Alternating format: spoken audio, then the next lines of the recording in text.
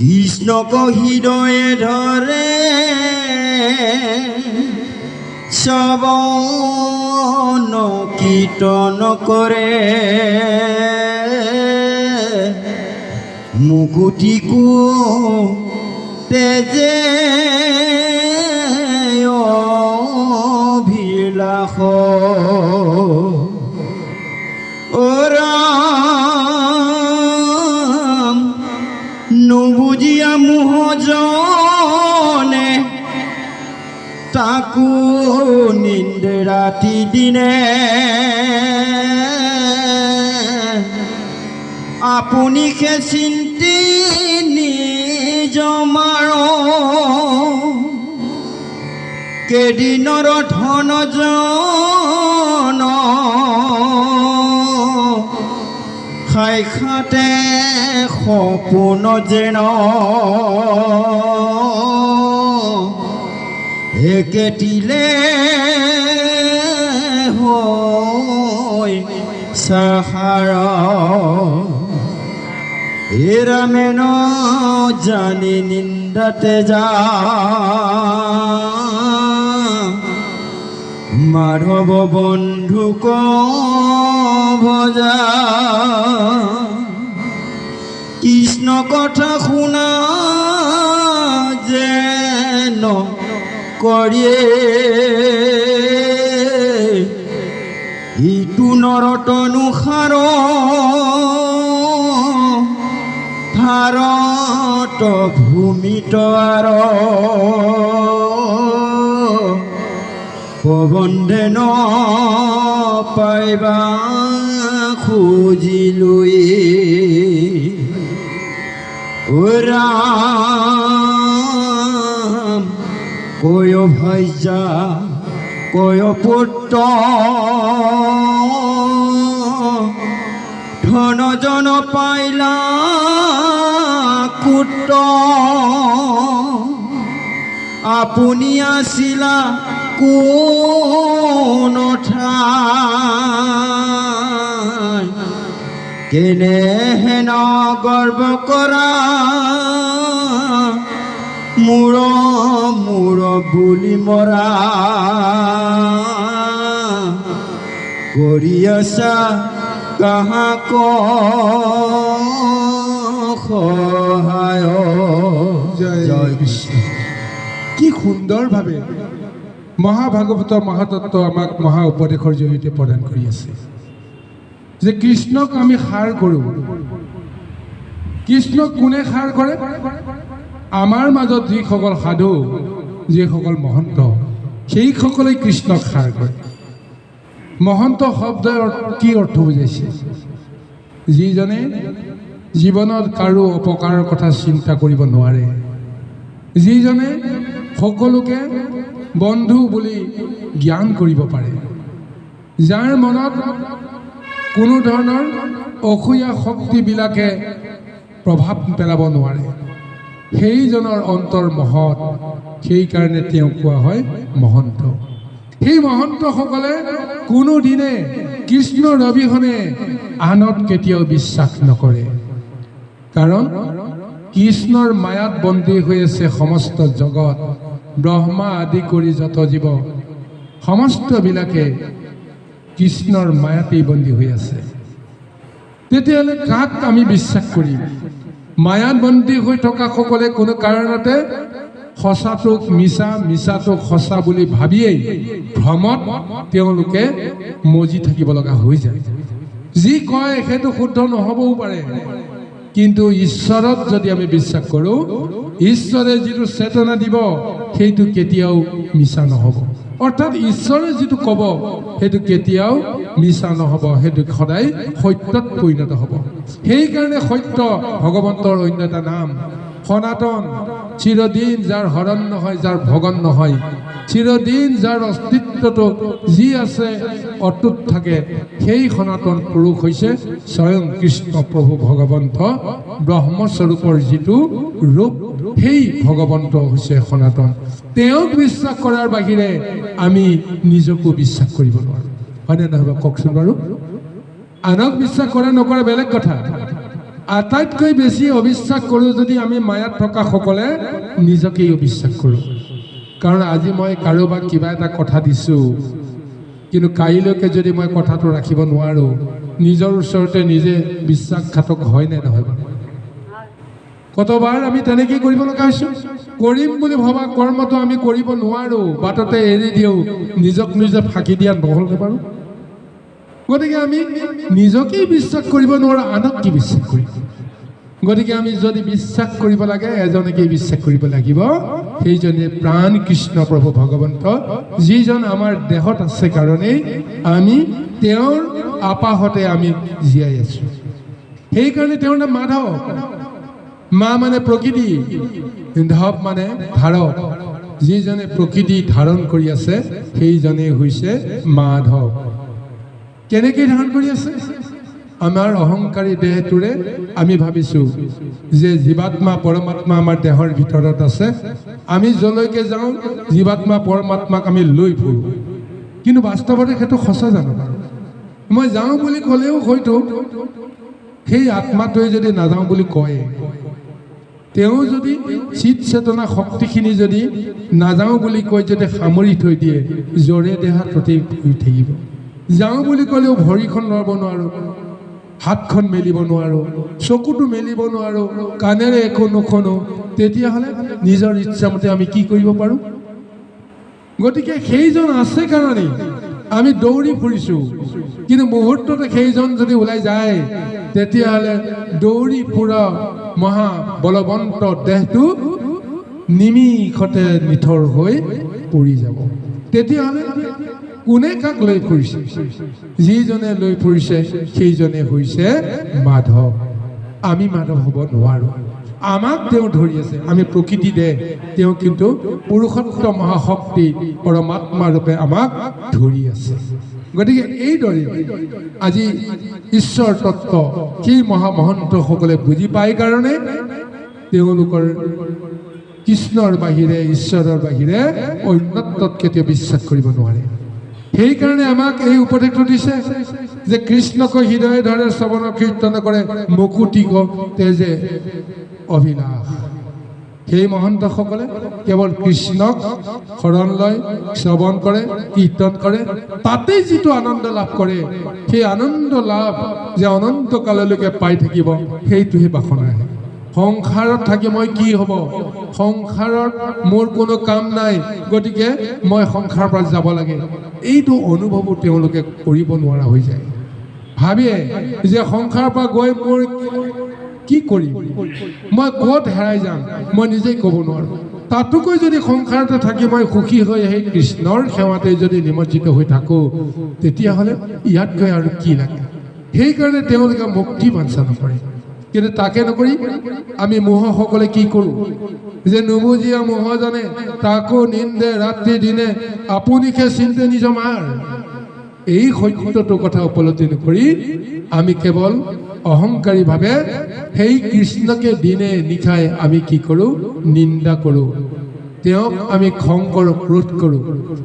যেতিয়া আমি বিষয়ৰ দুখত পতিত হৈ মৰণ কাতৰ যন্ত্ৰণা, নৰকৰ যন্ত্ৰণা যেতিয়া আমি পাওঁ, তেতিয়া আমি কৃষ্ণক আমি বিপৰীত দৃষ্টিৰে চাই তেওঁক আমি গালি দিওঁ। ইমান কষ্ট তুমি মোক কিয় দিছা? জগতৰ সমস্ত দুখ কষ্ট মোকেহি তুমি দিব পালা নেকি? গতিকে এনেদৰে আমি সেই কৃষ্ণক আমি নিন্দা কৰোঁ, কৃষ্ণক আমি গালি পাৰোঁ। কিন্তু তাৰপিছত কি হ'ব? তাৰপিছত কেইদিনৰ ধনজন সাক্ষাৎ সপোন যেন একেটিলে হুৱে চাৰখাৰ। অহংকাৰী দেহটো কৃষ্ণকো নামানে, গুৰু গোসাঁই নামানে, সেই মনটো সেই দেহটো কেইদিনলৈকে থাকিব? দুদিনৰ পিছত যেতিয়া দেহত শক্তি নাইকিয়া হ'ব, মনটো লাহে লাহে সংকুচিত হ'বলৈ বাধ্য হ'ব। দপদপাই থকা মনটোৱে তেতিয়া কাকো একো এটা কথা ক'ব নোৱাৰা হৈ যাব। তেতিয়া আমি কাৰ সাৰ কৰিম? আমাৰ অহংকাৰ চাৰখাৰ হৈ যাব। একমাত্ৰ সাৰ সেইজনক যদি সেই সময়তো আমি যদি চিন্তা কৰিব পাৰোঁ, জ্ঞান কৰিব পাৰোঁ, তেতিয়াহ'লে সেই ৰূপতো আমি হয়তো প্ৰভু ভগৱন্তৰ কৃপা লাভ কৰিম। সেইকাৰণে কৈছে হেন জানি নিন্দা তেজা মাধৱ বন্ধুক ভজা কৃষ্ণ কথা শুনা যেন তেন কৰি। শেষ সিদ্ধান্তটো আমাৰ এনেদৰে আহিছে। গতিকে কৃষ্ণ তত্ত্ব তুমি বুজা বা নুবুজা বেলেগ কথা, কিন্তু কৃষ্ণই যে আমাক ৰক্ষা কৰি আছে এই জ্ঞান ধাৰণাটো শুদ্ধ কৰিয়েই যেনি তেনি তুমি কৃষ্ণৰ নাম লোৱা মাত্ৰ। তেওঁক বুজিবৰ কাৰণে শক্তি নাই, নালাগে বুজিবৰ কাৰণে, কিন্তু নাম ল'বৰ কাৰণে তুমি যত্ন কৰা। তাৰপিছতে গম পাই যাবা কৃষ্ণক তুমি বুজিবও পাৰিছা, কৃষ্ণক তুমি ভজিবও পাৰিবা, আৰু কৃষ্ণতে তুমি মজিও তুমি আনন্দ পাব পাৰা। আৰু কৈছে যে এইটো নৰত অনুসাৰ ভাৰত ভূমিটো আৰ প্ৰবন্ধে নপাইলা খুজি লুৰি কৈৰ ভাইজা পুত্ৰ কৈৰ পুত্ৰ ধনজন পাইলা পুত্ৰ আপুনি আছিলা কোনো ঠাই। কি সুন্দৰভাৱে আমাক কৈছে। আমি যি বিষয় বাসনাক লৈ ভাৰ্যা পুত্ৰক লৈ গৰ্ব কৰিছোঁ, ধনক লৈ গৰ্ব কৰিছোঁ, এতিয়া ভাগৱতে প্ৰশ্ন কৰিছে তুমি ক'ৰ পৰা ভাৰ্যা পালা, তুমি ক'ৰ পৰা পুত্ৰ পালা, ধন পালা ক'ৰ পৰা? তাৰ উত্তৰটো কিন্তু আমাৰ হাতত নাই। আমি জন্মদিনাখনে লগত আমি ভাৰ্যাগৰাকীক অনা নাছিলোঁ, জন্মদিনাখনে আমি লগত আমাৰ স্বামীজনক লৈ অহা নাছিলোঁ, আৰু ভবাও নাছিলোঁ জীৱনৰ সেই আদি চোৱাত যে কোন মোৰ সহধৰ্মিনী হ'ব, কোন মোৰ প্ৰাণৰ প্ৰতি হ'ব, তাৰ কোনো জ্ঞান আমাৰ নাছিল। কিন্তু প্ৰভু ভগৱন্তে যেনেকেই নহওক সংগ সুখৰ পৰা কাকো বিৰত নকৰে। গতিকে এইকাৰণে প্ৰভু ভগৱন্তে কাক কেনেকৈ সংযোগ কৰাব লাগে সেইমতে সংযোগটো হেৰি সংযোগৰ পিছত সেই সংযোগৰ জৰিয়তে তুমি কি পাবা কি নাপাবা সেইটো তোমাৰ ওপৰত নিৰ্ভৰ কৰিব, তোমাৰ আত্মবুদ্ধিৰ চিত চেতনাৰ ওপৰত নিৰ্ভৰ কৰিব।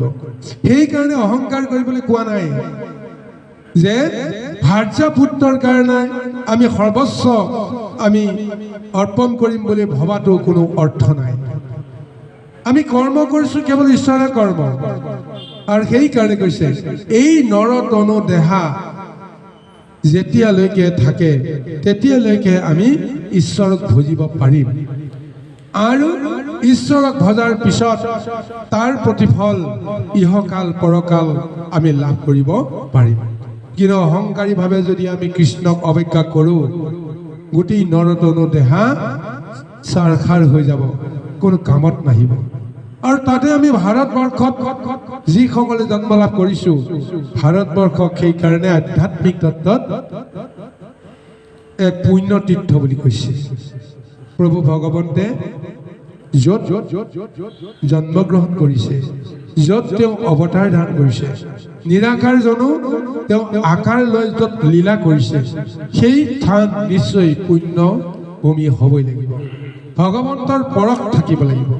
সমস্ত ধ্বংস হৈ যাব, কিন্তু ভগৱন্তে বিচৰণ কৰা সেই পুণ্যভূমি সহজতে ধ্বংস হৈ নাযায়। আপোনালোকে দেখিছে, আপোনালোকে শুনিছে, আপোনালোকে প্ৰমাণ পাইছে। দ্বাৰকা নগৰী শেষ হৈ গ'ল, সাগৰে ডুবাই পেলালে, কিন্তু ৰুক্মিণীৰ মন্দিৰটো অক্ষত হৈ ৰৈ আছে। ঠিক তেনেকৈ মহা প্ৰলয়ৰ সমস্ত ধ্বংস হৈ গৈছে, ক'ৰবাত শিৱ মন্দিৰ জাগ্ৰত হৈ আছে, বিষ্ণু মন্দিৰ ক'ৰবাত জাগ্ৰত হৈ আছে, তাক কাল মায়াই একো কৰিব পৰা নাই।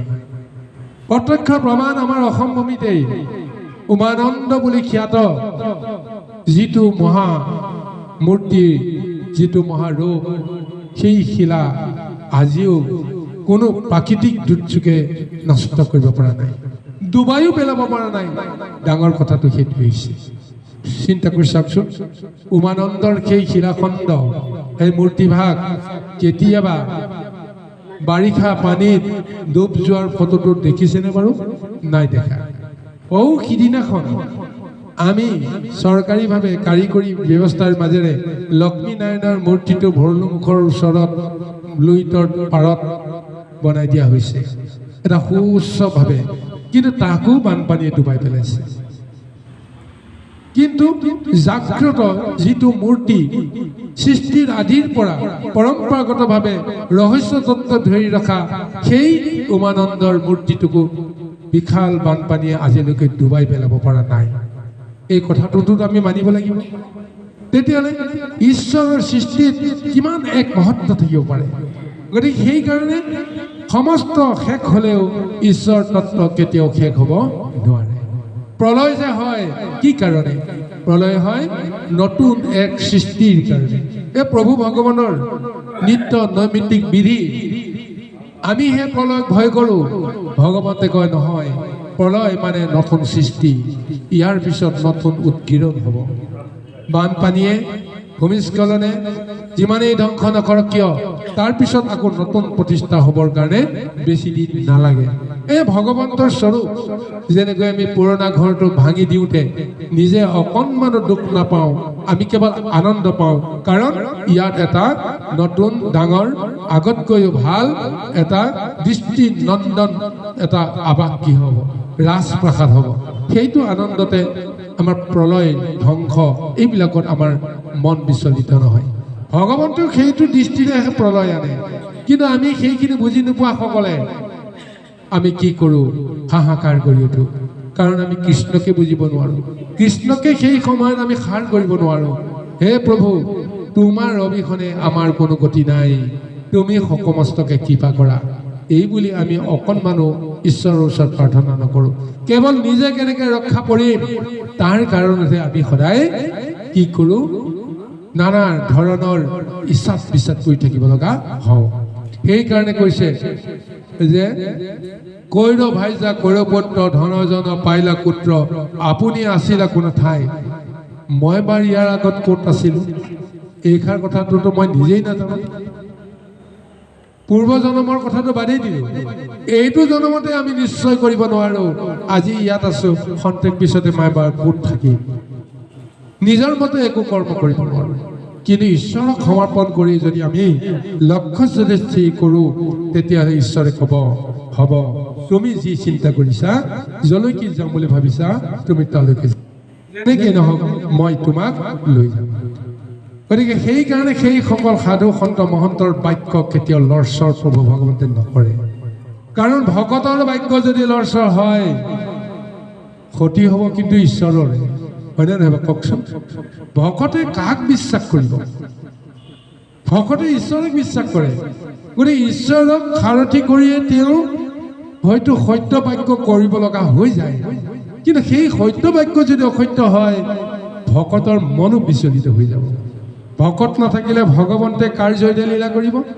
গতিকে ভকতে যি বাক্য কৰে ভগৱন্তে কেতিয়াও তাক অনৰ্থ নকৰে।